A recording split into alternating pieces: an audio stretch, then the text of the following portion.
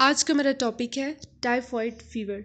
Typhoid fever को उर्दू में आम ज़ुबान में बड़ा बुखार कहा जाता है और ये एक ख़तरनाक बैक्टीरियल इन्फेक्शन है जो कि सबसे ज़्यादा हमारी आंतों को यानी कि इंटेस्टाइन्स को इफ़ेक्ट कर रहा होता है। इंटेस्टाइन्स के अंदर आंतों के अंदर अल्सर्स बन जाते हैं यानी कि ज़ख्मी हो जाती हैं आंतें, ठीक है। इस वजह से इसको इंटेरिक फीवर भी कहते हैं, ठीक है। उसके अलावा अगर हम जीआईटी सिस्टम या डाइजेस्टिव सिस्टम की बात करें तो क्या क्या चीज़ें इसके अलावा इफेक्ट होगी डाइजेस्टिव सिस्टम में, वो है हमारा लिवर यानी जिगर और स्प्लीन तिली। जिगर और तिली दोनों का साइज बढ़ जाता है, इनलार्ज हो जाते हैं। बॉडी के ऊपर अगर हम लोग इंटीग्यूमेंट्री सिस्टम की बात करें, स्किन के ऊपर हमें रैश मिलेगी। उसके अलावा टंग की बात करें तो ज़ुबान के ऊपर वाइट कलर की एक लेयर या वाइट कलर की कोटिंग आ जाती है। वो बैक्टीरिया जो कि टाइफॉइड फीवर कॉज कर रहा है उसका नाम है सैल्मोनेला टाइफी। अब हम बात करेंगे इसके मज़ीद डिटेल के बारे में कि ये एक जानलेवा इन्फेक्शन है, ठीक है, जो कि बैक्टीरिया का नाम है सैल्मोनेला टाइफी। और इसका स्प्रेड कैसे होता है, फैलता कैसे है, कंटेमिनेटेड फूड या वाटर के ज़रिए, यानी कि वो पानी या वो खुराक जिसके अंदर जरासीम मौजूद था वो जब कोई बंदा कंज्यूम करेगा तो उसको इन्फेक्शन हो सकता है। सिम्टम्स की बात करें यानी कि अलामात के अंदर प्रोलॉन्ग फीवर, बहुत लंबे दिनों तक चलने वाला बुखार, फटीग, थकावट, सर दर्द, दिल ख़राब होना, पेट में दर्द, कॉन्स्टिपेशन यानी कब्ज़ की शिकायत और डायरिया भी हो सकता है।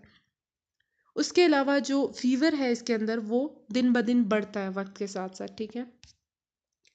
अब इसके सिम्टम्स में चिल्स आ जाएंगे यानी कि जो बुखार लगेगा वो सर्दी के साथ लगता है, भूख में बहुत ज़्यादा कमी, लॉस ऑफ एपेटाइट जिसे हम कहते हैं। अब हम लोगों ने बात की थी रैश की।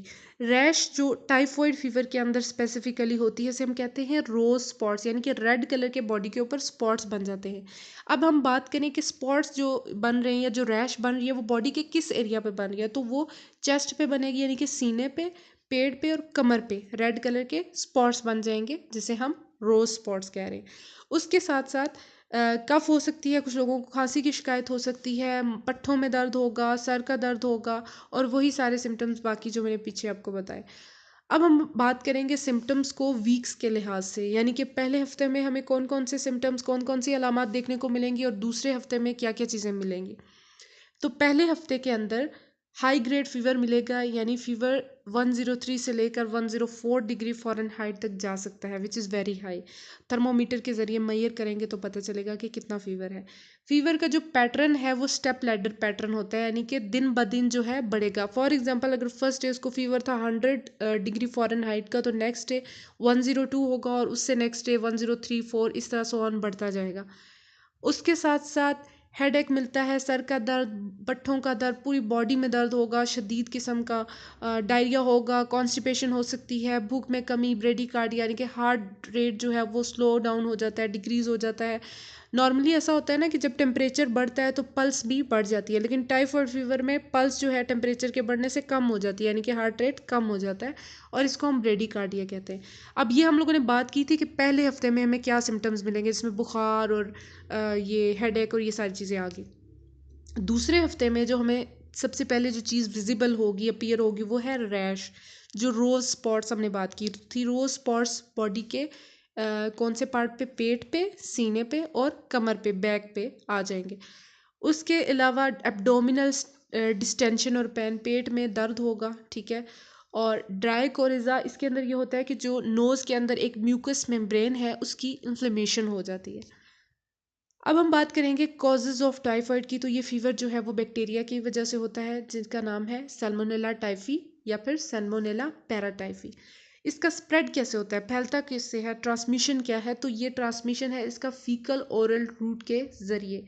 अब इसमें क्या होता है डायग्राम से भी आगे देखेंगे, वैसे भी मैं बता देती हूँ कि टाइफॉइड पॉजिटिव पेशेंट यानी कि वो बंदा जिसको टाइफाइड है उसके बैक्टीरिया जो उसके टॉयलेट है उसके अंदर बैक्टीरिया होगा।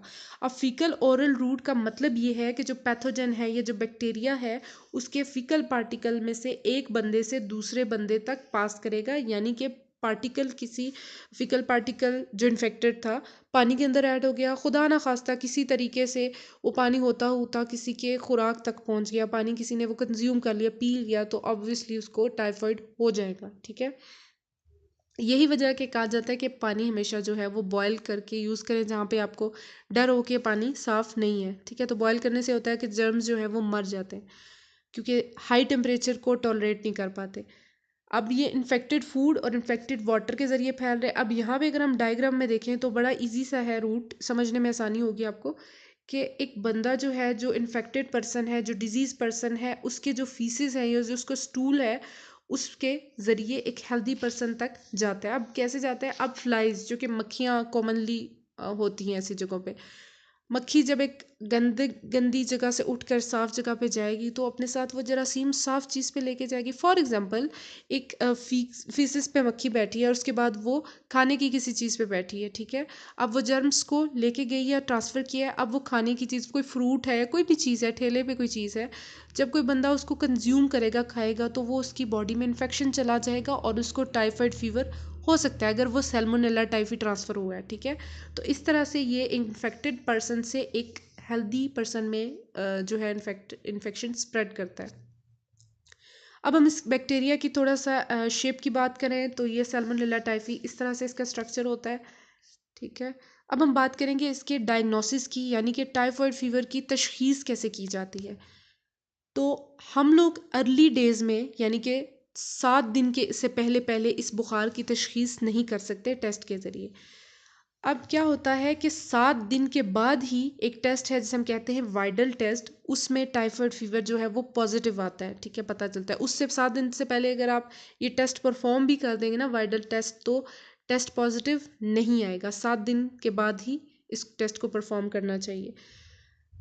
और अगर ऐसा है कि किसी के पास हिस्ट्री है, रिपीटेड हिस्ट्री है, उसको बुखार बार बार हो रहा है, तो फिर डॉक्टर जो है वो इनिशियल डेज में कर सकता है, ठीक है। अदरवाइज 5 से 7 दिन तक वेट जो है लाजमी करना पड़ता है। अब ड्रॉबैक या डिसएडवांटेज इस वाइडल टेस्ट का ये है कि ये इंसान के ब्लड में टाइफाइड फीवर ठीक होने के 6 माह बाद तक पॉजिटिव रहता है। यानी कि अब बंदा ठीक हो गया, टाइफाइड फीवर उसे था, ट्रीटमेंट करवाया, बिल्कुल क्योर हो गया उसका, तो उसके बाद भी 6 माह तक उसके ब्लड में ये इन्फेक्शन रहेगा।